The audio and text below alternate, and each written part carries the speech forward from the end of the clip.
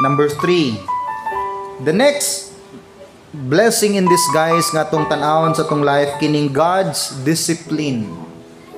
God's discipline. Dili ta gusto disiplinaon. You know what? Ang atong modern world, naanay modern way sa pagdisiplin sa mga bata. Although, mas grabe siguro gyud ang yung experience kaniadto, kamo mga nanay, mga tatay, mga 50 above ninyo, kuyaw guro mo disiplina inyong mga mama sa una. No?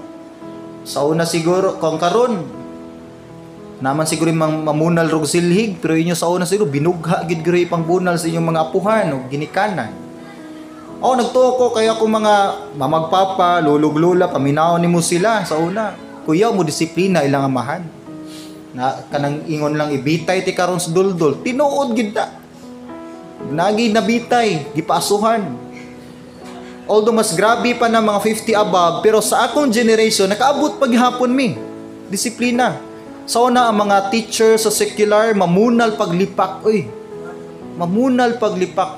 Bless nang kay mo gyud karon mga K-12. Bless na mo. What kasi nagpausoan ng bantay bata.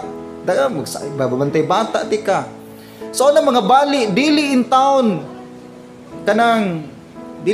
kanang tukog lang ang ipang bunal sa mong teacher so na. Magbitbit gito sa lipak. Lipak kanang eraser, manglupad da. Kanang mga tsot, gagmay ra kinastanan. Kanang dinhi, uso diri magpatupi mo sa una, hunipsan ginig maayo hanto diri. Para way makuptan si teacher. Grabe sa una mo discipline. Pero abi nimo, mas behave, mas discipline ang mga bata sa una. Karon, mahadlok lagi si daddy, si mami kay kuya ng mga bata karon kay kabalo naman Mr. Tulpo. Sila na may mo i-flash man pong number sa Facebook. Sila na mismo musumbong silang kagulingon. Lahi ang disiplin karon, dili ka ti kapalitan og french fries. Ana naman hadlok-hadlok ko na. Di nako paliton imong gusto nga bag-ong iPhone. Inana naman. Pero abi mo, lahi bitaw ang discipline before. Pero ang content sa discipline is pain. Wala gani pain, walay discipline. Kung walay pain, pag spoil na sa bata, naagi mas feel nga sakit. Aron ma-feel niya nga naagid siya mali. Ang purpose sa discipline, makorek ang mali nimo. Mahimong insakto, tuluan ka sa insakto, pinagis imong mali. So di makorek ang usa ka tawo kung walay pain. And you know what? Ang discipline ginahimo na sa Ginoo sa atong kinabuhi ug di ta gusto ana. Base na natabo karon sa atong life mga disiplina na sa Dios. It means na atay nahimong dili mao. Pero unsa may purpose sa discipline? Usa example di ay sa discipline. Daghan. Usahay, troubled imong mind. Usahay, tagaan tagbalatian.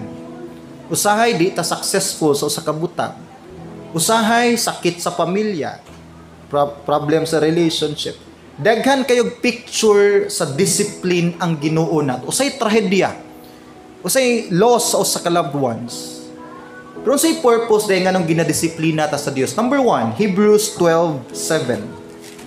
Sa Hebrews 12:7, mao ni isa sa mga common nga purpose, reason nga nung ginadisiplina ta sa Dios. Hebrews 12:7, if you endured chastening, God dealt with you with sons. For what son is he whom the Father chasteneth not? If gidisiplina ka sa Dios, it proves nga anak gyud kaniya. Dili niya disiplinaon ang dili niya anak. So kung napansin nimo, sino kog himog di mao, wa man ko disiplinaa. Delikado na. Si kog himo aning butang nga dili gid mao, sure gid kong dili ni mao. Ninindot man na akong kinabuhi.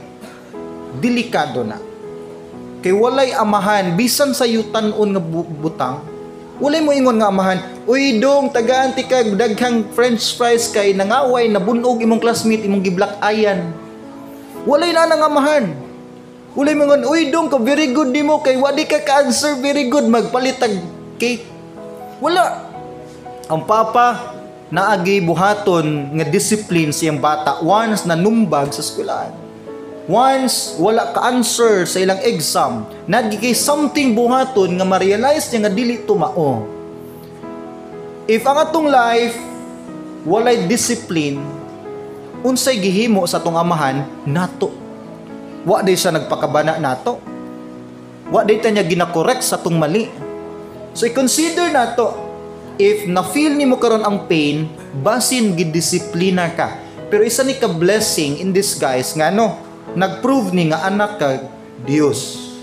Mas maproblema ka kung dili ka disiplinahon.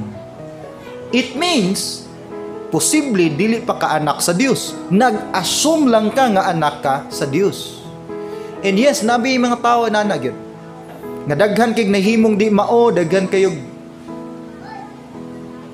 violation sa mga churches, pero why discipline ilang life? Well, ilan na nang tulubagon sa Dios. Hebrews 12, follow me, balik ta sa 5 og 6. Verse 5, ye have forgotten the exhortation which speaketh unto you as unto children.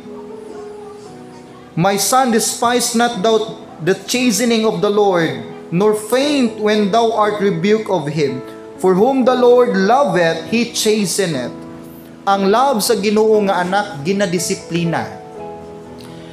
Na tinuod bitaw na, nayo bang amahan mo ingon love kay nako na pastor nang di ko kapasakit niya, di gina tinuod. Kung love nimo usa ka bata, imong ginabadlong sa iyahang sayop aron dili siya mahimong monster inig dako. Gina-correct in a proper way. So love ka sa Dios kung ginadisiplin ka. Usa pa, John 15:1 and 2. Ingon si Christ, I am the vine, you are the branches, and my Father is the husbandman. Every branch in me that beareth not fruit, he taketh away, and every branch that beareth fruit, he purgeth it, that it may bring forth more fruit. So ang sanga nga wala na munga ginaputol, discipline man na. Kanang nay mga wala sa tong life, discipline na. Pag ingon siya ang sanga nga nagapamunga, iya pag yung ginapulungan para mo daghan pag yun og fruits. Now, tanawag kung kahoy nga pulungan nimo, di ba mawala ang beauty? Sa Davao na isa ka lugar dito nga nindot kay tan-aw ng mga kahoy nagasayaw-sayaw sa hangin. So ang pagkaunsa pag adto na mo Kati dugay na. Bati na kay tan-awon, wa nay dahon gipang putol ang mga kahoy. Gipang pulungan ba? Pero after 1 year, pagbalik na mo, mas nilabong ug maayo ang lugar. Napuno na sa kahoy, daghan ng langgam ang sigpang batog. Tungod kay importante ang pruning sa kahoy. Once ang kahoy di na magtarong pamunga, nangalagas ng dahon, kinahanglan na sa putlan para mo-produce og bag-ong sanga ug mulabong na usab pag-usab. Inaana ba tong life? Wala na ba'y beauty sa tong Christian life? Wa na ba tay fruit sa Ginoo? Basin ginapulungan taron sa Ginoo. That's discipline. Ug ang purpose ana para mamunga pa ka og daghan.